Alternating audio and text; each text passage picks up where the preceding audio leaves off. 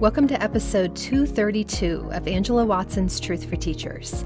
I'm your host, Angela Watson, and I'm here to speak life, encouragement, and truth into the minds and hearts of educators and get you energized for the week ahead. Today, I'm talking with Nicole Turner about the coaching mindset and how to think like an instructional coach to refine your teaching. Visit truthforteachers.com to get the transcript or join our Truth for Teachers discussion community on Facebook. A big thanks here to the sponsors of today's episode. PlanBook has been the established leader in online lesson planning since 2010, offering collaborative lesson sharing, flexible administrator access, and even student view tools for just $15 a year. In fact, this is the tool that I've been recommending to 40-hour Teacher Workweek members for years.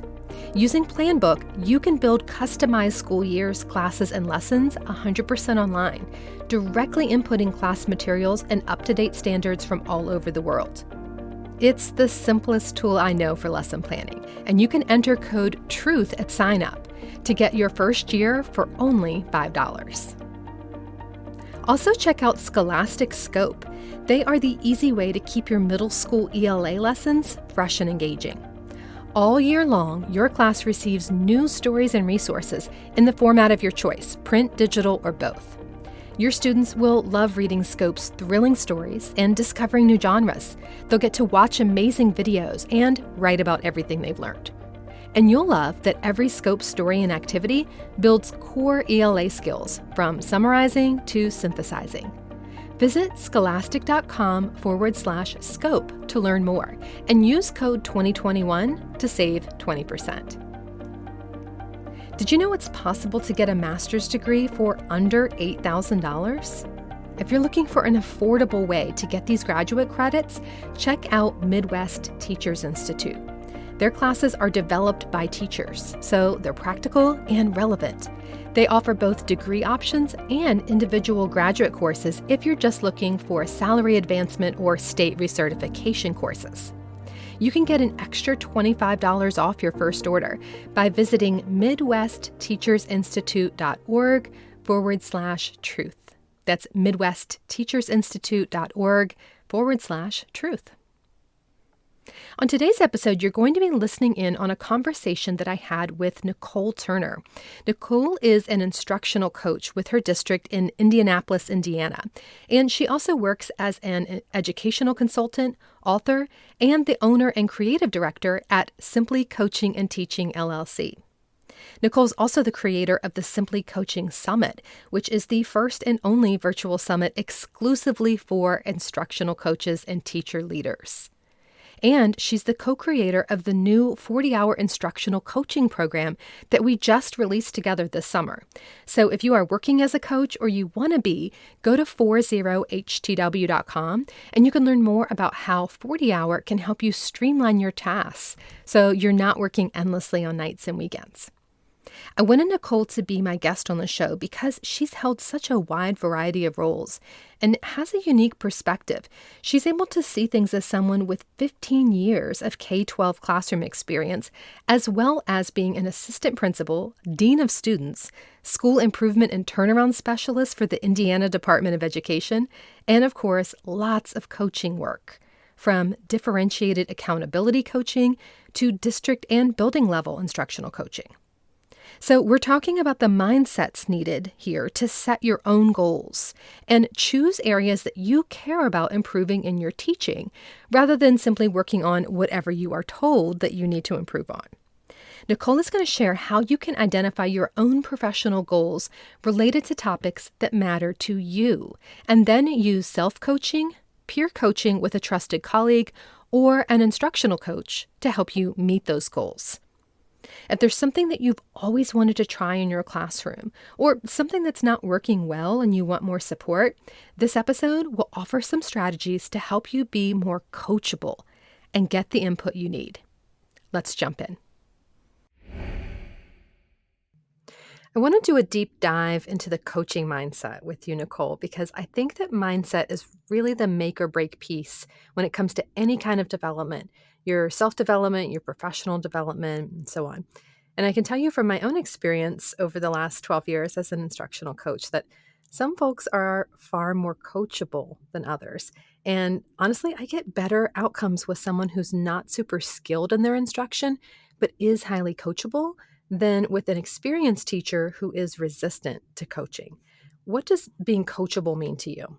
I have worked with teachers who are super coachable and some teachers who play the game of being coachable. And so, what I mean and what my definition of coachable is that being able to accept the feedback and then turn that feedback into some type of action. And so, one other key piece to that coachable piece is not taking things personal. So, when you have a walkthrough or you sit down and talk with someone and then they started to criticize and to give you feedback on what's happening, you can sometimes feel like it's a personal attack on you as a teacher, as your teaching style, as who you are. But it's really not. So it's really trying to get you to look at things from a different lens, and being able to take what the coach is saying, and being able to implement it in a way that fits your style of teaching, and in a way that makes you a better teacher. And it's not saying that you're not a decent teacher or you're not a good teacher, but we can all improve in all different areas. And other people can see things from their lenses because of their personal experiences. And so bringing that to the table, is good. You're able to see or have that other lens. And so that's what being coachable to me is. So it's about actually taking the feedback and using it and not taking it as like a criticism or a personal attack. Right. I feel like one of the challenges is that in so many cases, teachers are under the microscope and they're constantly being evaluated. Hmm. And so having the opportunity to have a coach come to you or to just decide on your own, I'm going to do some coaching with myself or peer coaching or something like that, and I get to choose what I want to work on, that's a really foreign concept for a lot of teachers. It's the place that I try to start with my teachers to saying, what's something that you would like support with? And a lot of times they weren't really sure. And so I'd say, well, what's something that's not working well in your classroom right now? What is something that drives you nuts? You just can't seem to figure out a better way and it's just not happening. And every teacher can think of something in their room. It could be a procedure. It could be, maybe hands-on lessons, maybe inquiry-based learning. There's something that they're doing that is just really frustrating and just not getting the results they want. And I try to start there with brainstorming some ways. Okay, how can we make this, easier on you and more effective for the kids? And so then we're sort of brainstorming together. And that's a really different model because normally teachers are told, this is a new initiative, go do this, this is what you need to improve in. And so learning how to think for yourself about, okay, what's something that I care about? What's something that is that I feel like is going to help my students? What's something that I personally would like to grow in? And then working on that it's very empowering, but it's a really different way of thinking. Yeah, very, very different way of thinking. Very different way of thinking. Yes, because you have to then, the key part about that is that you have to then self-identify. You then Hmm. have to self-reflect, and you really have to spend some time getting to know you as a teacher. And many times as teachers, we don't get to know who we are because just like you said, we're always being told what to do, and we're not um, having that opportunity to really work on our craft. Hmm. And it even goes back to what you were saying in the beginning, too, when we were talking about what it means to be coachable and not taking things personally. Hmm. It's hard to invite more feedback on your teaching when you feel constantly criticized, when Yes. you feel like parents are telling you what to do and they don't think you're doing it right. The kids are complaining because they don't like the way you're giving them so many assignments. Your principal or whoever is breathing down your neck. So it's like all these people are constantly telling you you're not doing enough, you're doing it wrong. And then it's like, here's a coach who's like, so what do you what helps changing? And it's like, oh, I was supposed to think of something else. So it's you really have to depersonalize this and not when you're thinking about coaching, it's not about fixing you because you are not broken. It's about growing you as a teacher, and it's about identifying areas that you personally would like to improve in just because, I mean, you care. You're in teaching because you want to do your best job possible and you want to be the best version of yourself. And so I think coaching is really a lot about moving away from some of the typical mindsets that we have in education, which are about like punitive. It's we're figuring out what you're not doing right, and just like marking it off on a checklist. And monitoring you. This is really about growing you in ways that you are interested in. Let's talk a little bit about self-coaching. This is a practice that's been really important to me in my own personal and professional growth.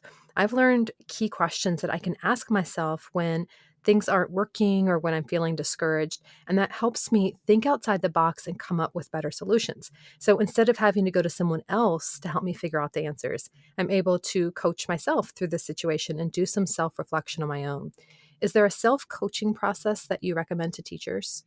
So, yeah, for me, one of the biggest thing that I did when I was in the classroom, and some things that I actually do as a coach now, is that I always do a reflection. I'm always thinking about how I can improve on whatever I did. So, I taught a lesson of vocabulary strategy that the kids are looking at me like a deer with headlights. And I am trying to figure out which way to go. How do I move left? Do I move right? Like exactly what it is that I'm doing. And so what I would do is reflect on that. Try to think about what the kids were doing, what were some of the responses of what the kids were saying, how did they respond to what I was saying, and try to do a mental note. And sometimes I would do that instantly. So if a class or if it was a lesson and the lesson was going bad, I would complete that lesson, get the students to working on something, and then I would immediately try to reflect on what happened and try to write down some notes quickly before I forgot. And then just had that little sheet of paper that I would get to, like either after school or if it was planning or before my lunch or something like that. So then I'm able to then think about and process at a later time exactly what those key pieces were and then how I can redo that lesson to better develop that. Another strategy that you can utilize as a classroom teacher is that you can record yourself. Video coaching is very good strategy for self-coaching because you get to see it from I would say like an outer body experience. You get to watch yourself and you get to look at what are some of the other things that are happening in the classroom while you're teaching.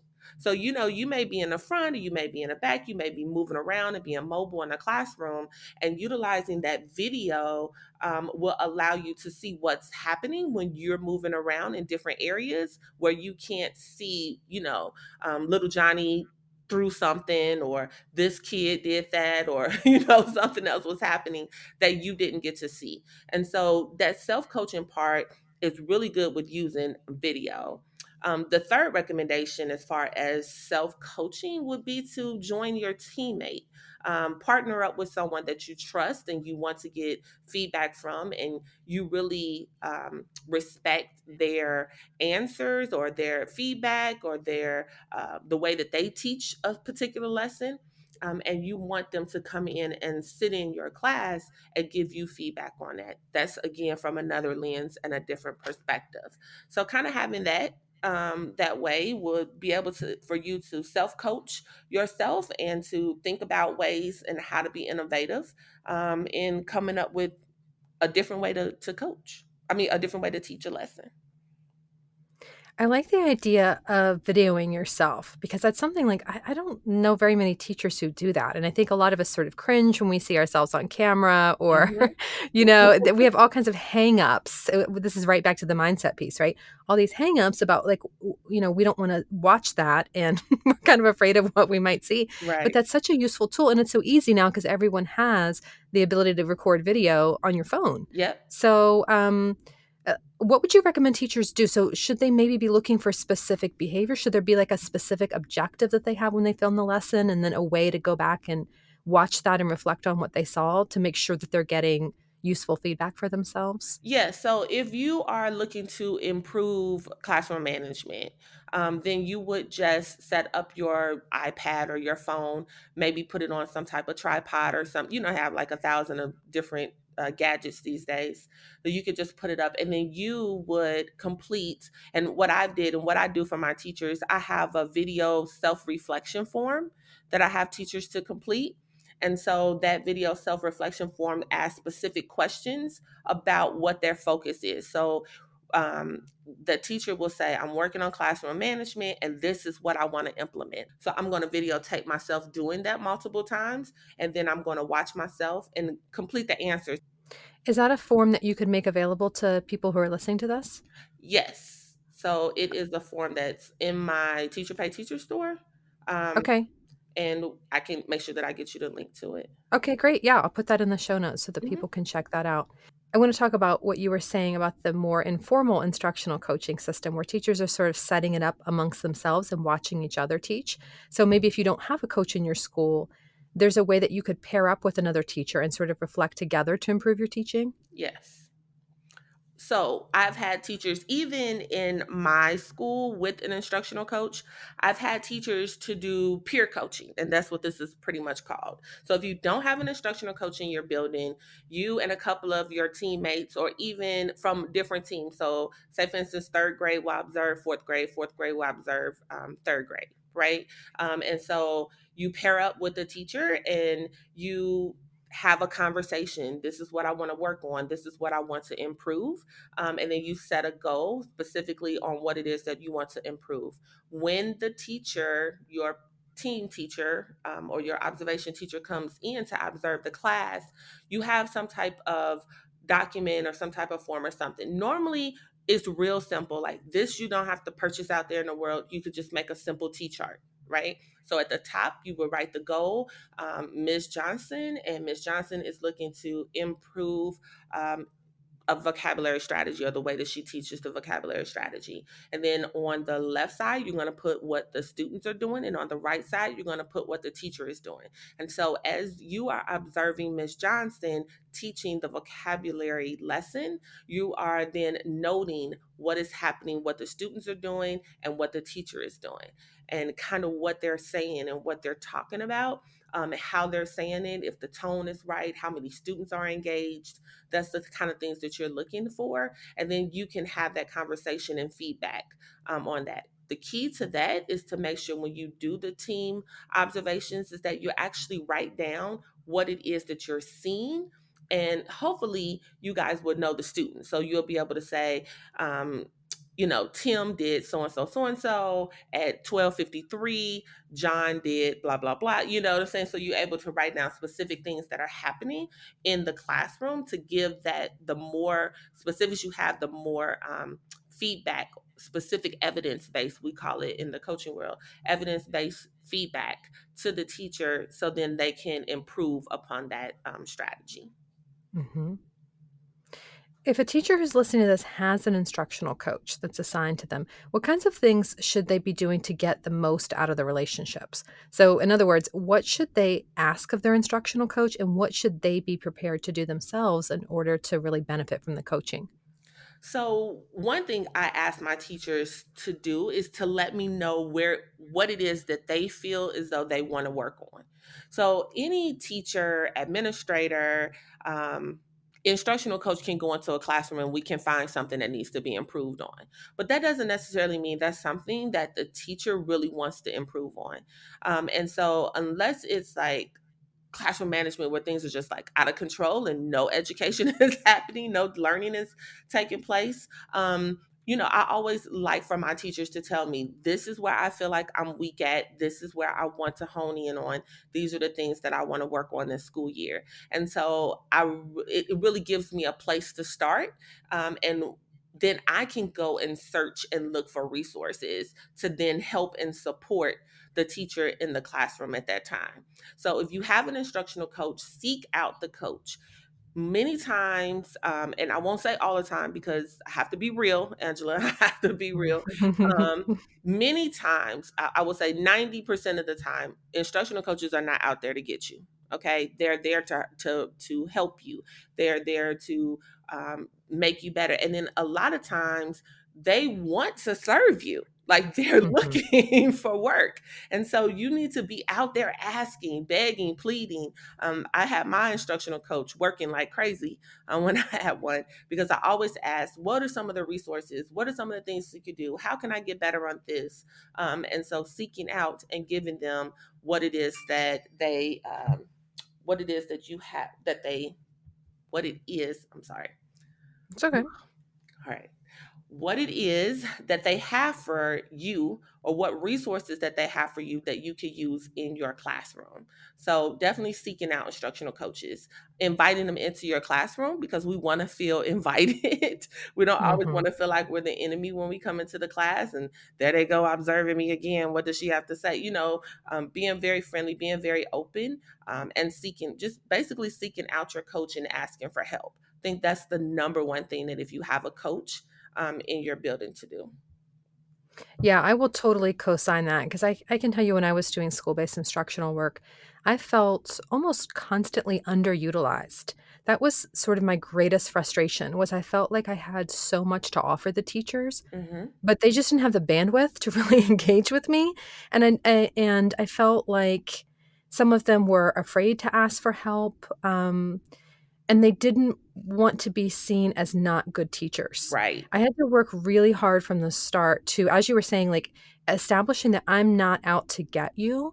And I said explicitly to all the teachers that I work with, I will not go back to your principal and tell them about what I'm seeing in your classroom. Like I promise you, I'm not reporting on you. I am not here to do your principal's evaluations for you. That's not what my purpose is. Right. What happens between you and me is confidential. If I share anything with the principal about what's happening in here, it's going to be with your permission. You're going to know what it is ahead of time. So please don't think that I'm going to go back and say that you're not doing X, Y, and Z. Because if you feel like I'm reporting on you, then we don't have a real rapport and you're not going to trust me. Right. So that was one of the first things that I shared. And then I would also if a teacher was really reluctant, is I would offer to teach a lesson first. So they were observing me before I was observing them. And that really, I think, took a lot of the pressure off. So that could be one thing too that a teacher could do if they have an instructional coach and they're not sure where to jump in, is go to your coach and say, I'm about to teach, or next week I need to teach this particular lesson, and I'm not really sure what to do because, I've taught something similar before. I taught this last year, and half the kids didn't get it, and it got a little out of control when this one thing happened. Can you help me develop a different lesson, and can you show me it? Can you model something for me? And I love doing that. I love modeling lessons and getting in classrooms and getting to be in the teacher's shoes and see what it's like to be them and deal with all those different student personalities and behaviors and everything. And then they can kind of see, oh, okay, so this could actually work with my kids. So that's one way that I think coaches can be used. I love that being able to sort of like come alongside and Yep. being seen as like an equal to the teacher. You're not there to tell the teacher what to do because you're the expert. You're just a person who has a different perspective. You're on the outside working in a different role, and it gives you the opportunity to help the teacher see the things that they can't see and just get input. I want to close out the show with a takeaway truth. What is something that you wish every teacher understood about the coaching mindset? Without struggle, there is no growth. So teachers have to understand that they're going to struggle, and it's okay to struggle, and it's okay to not understand, because at the end of that struggle, you will be a better teacher. So there will be growth.